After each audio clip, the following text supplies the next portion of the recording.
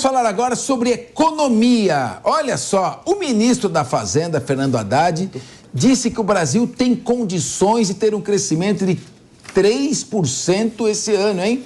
Vamos virar a China, destacando que o país tem vantagens competitivas, geopolíticas e ambientais, que às vezes são vistas de forma mais clara por quem está fora daqui.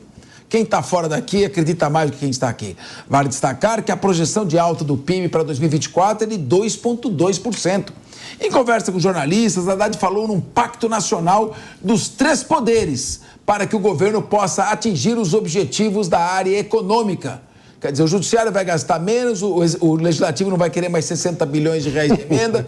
Ele ainda cutucou o governo anterior. Isso é importante, hein? Não começou o governo atual. Vamos falar do outro. Vamos ouvir a Sonora. Nós precisamos de um pacto nacional dos 3 poderes, uma harmonia entre os 3 poderes, para a gente chegar aos objetivos pretendidos na área econômica.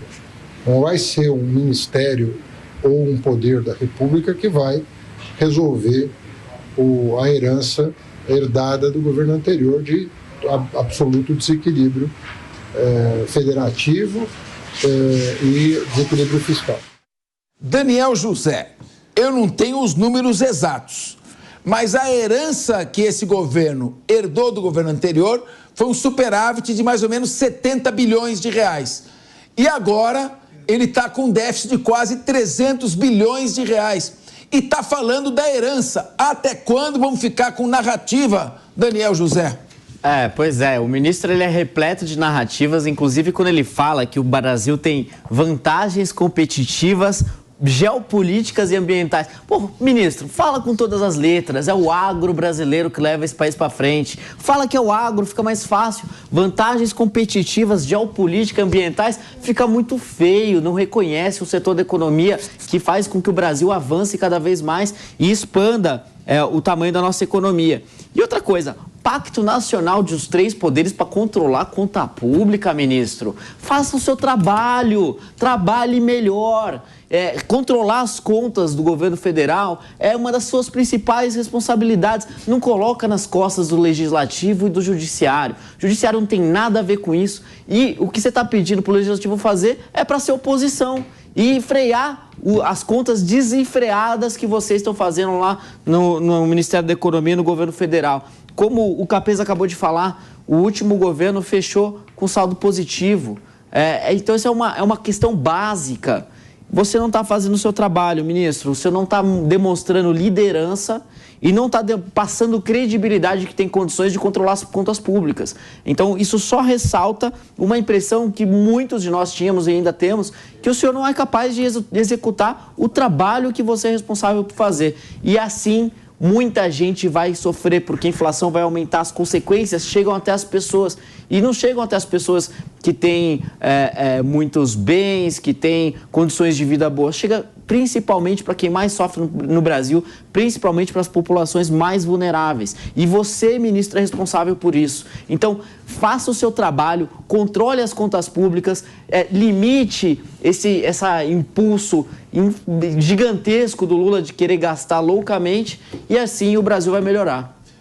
Mano Ferreira, nós recebemos aqui o presidente Macron, que é um protecionista, que defende o agronegócio e usa a pauta ambiental como desculpa para proteger o seu agronegócio e ataca o agro brasileiro. O governo aqui estreou atacando o agro brasileiro também. Como é que nós vamos fazer para ter um crescimento de 3% só com base em narrativas?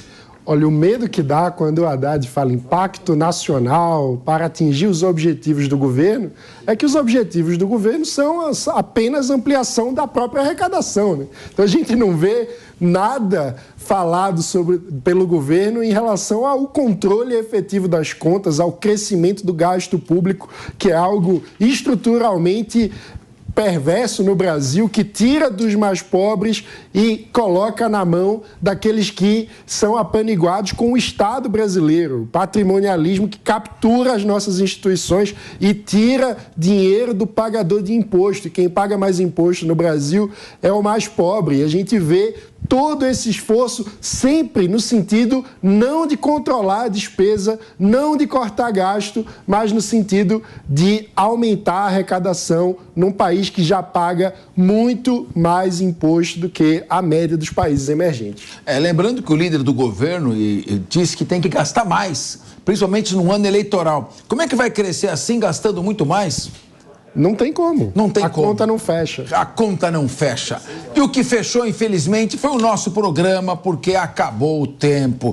Vamos encerrando o programa de hoje. Eu agradeço a audiência. E agora vocês ficam com um 3 em 1 com o nosso amigo Vitor Brown e seus grandes debatedores. Bom programa, Vitor. Valeu, Capês. Um abraço para você, bom descanso para toda a turma aí da mesa, para todos que estiveram aí no Linha de Frente.